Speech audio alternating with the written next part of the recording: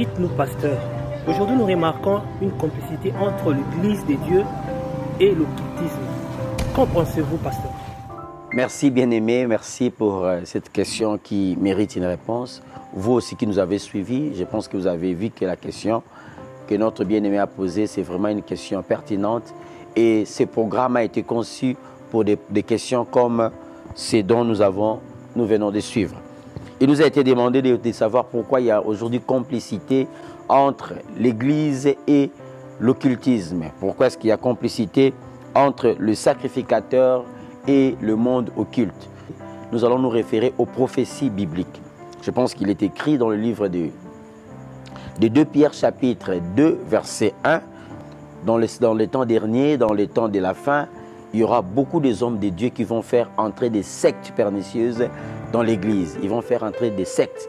Donc, l'entrée des sectes aujourd'hui, l'entrée de l'occultisme, de la magie, l'entrée de toutes ces choses-là dans l'Église, ce sont des choses qui montrent que réellement la Bible nous dit des choses vraies. C'est une prophétie qui a été déjà dite dans le livre de 2 Pierre, que dans les derniers jours, nous verrons beaucoup de pasteurs vont introduire des sectes à l'Église.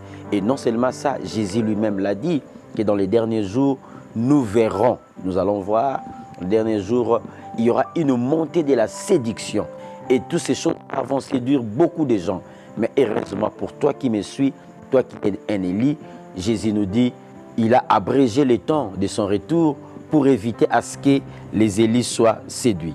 Et je pense que s'il faudrait parler, moi je ne parlerai pas de la complicité entre les sacrificateurs et les occultes, mais je parlerai beaucoup plus de la collaboration.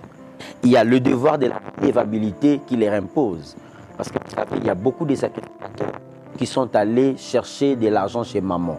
Ils sont allés servir maman. Or, Jésus nous dit, on ne peut pas servir des maîtres à la fois. Tu ne peux pas servir Dieu et maman. La Bible nous dit, tu aimeras un et tu haïras l'autre.